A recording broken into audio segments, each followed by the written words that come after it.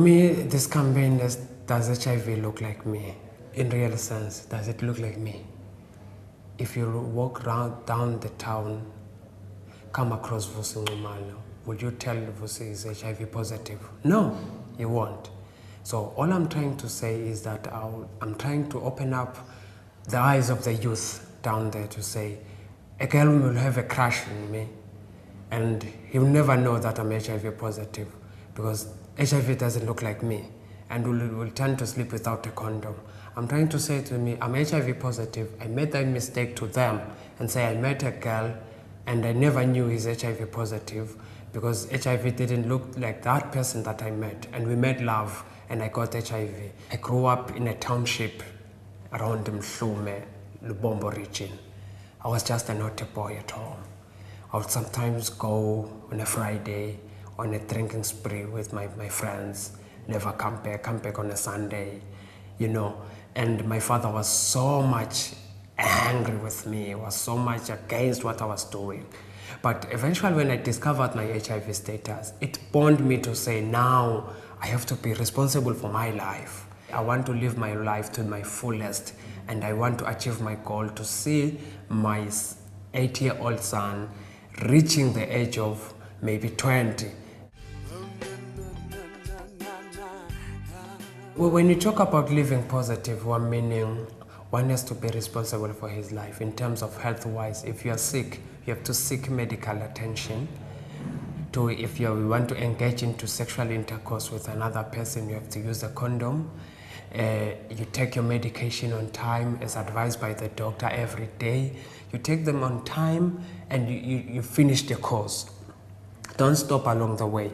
That we call it positive living. You have to also, we talk about the nutrition part of it. Nutrition, we're talking about 3 types of basic food groups, which is bodybuilding food, energy-giving food, and protective food. We talk about a balanced diet. Somebody is talking a positive life. We're also talking about a changing behavior in terms of things that you were doing. Like now, I was just telling you that a long time ago, I was drinking. I'm no more drinking. I do go to parties, being with friends, but don't drink. And I go back to home in time to have my 8-hour sleep. I'm living a positive life. I'm conscious about my life. My life comes first before anything else.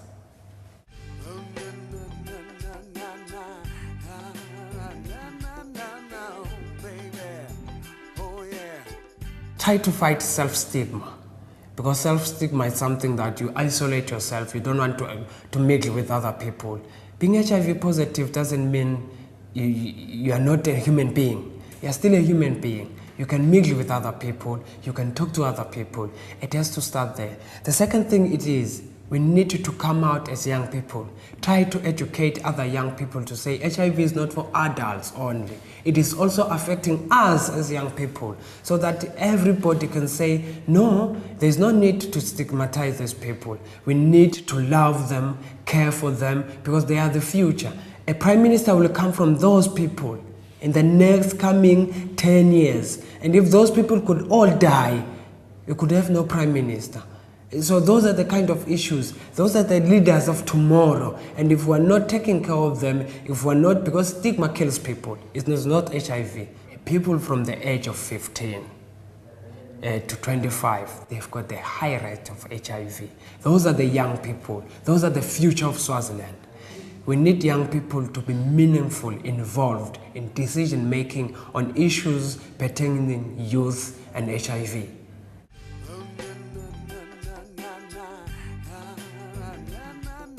When I grew up, I was a shy guy. You know, I was so shy to even go to ladies to say I love you. I prefer using a letter because that was the shyness of me. But eventually discovering my HIV status, and I went on into support groups. They started to build my mentality, my morals.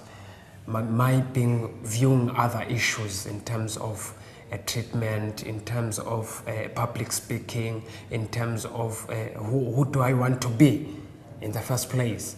Do I want to die with a sickness that I can help other people don't get? It has helped me so much to be in a support group because I've achieved a lot of things. I've helped a lot of people. And the network that is here, which is Swanepa, it has help a lot of people in terms of treatment literacy, income generating projects that are there. We have been helped. TB co-infection. It has helped a lot of people in terms of workshops, empower people living with HIV to have information about their life, to have information about the HIV that is living in them.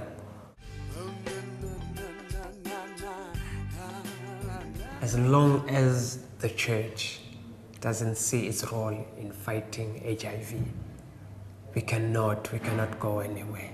Because when we bring all the aspects that perpetrate the spread of HIV, it is a behavioral change and morals. And morals has to do with the church. And if the church hasn't seen that, if the church will categorize people living with HIV as outcasts, as sinners, then that we are in a problem. We are fighting a losing battle. But if the church could say, those are people and he have sinned maybe once, he have slept without a condom, he has come back and say, Jesus, here I am. Jesus has washed all the sins, irregardless of HIV. He doesn't see HIV in that person. He sees the son, a son that was lost and a son that has come back. So we need the church to be supportive to young people and other people living with HIV, and even in a position to start support group within that church to say we want to give emotionally support to people living with HIV. That will be a great help.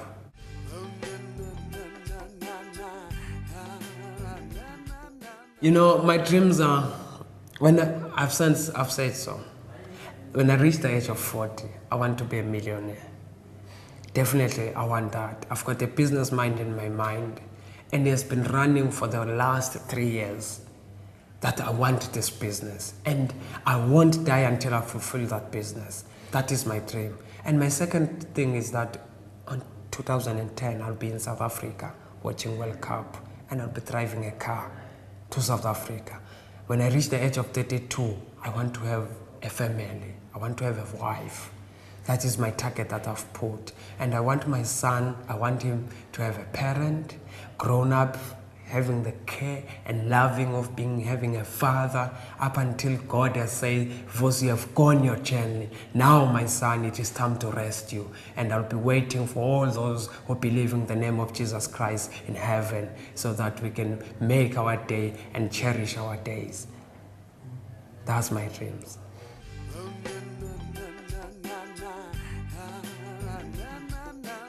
My name is Vusi. I am from Swaziland. I stay around Matsapa, a location in industrial site. I'm 29 years old, and I've been living with HIV for the past 8 years. I was diagnosed in 2000, and for the past 7 years, I'm on antiretroviral therapy, which is ARVs.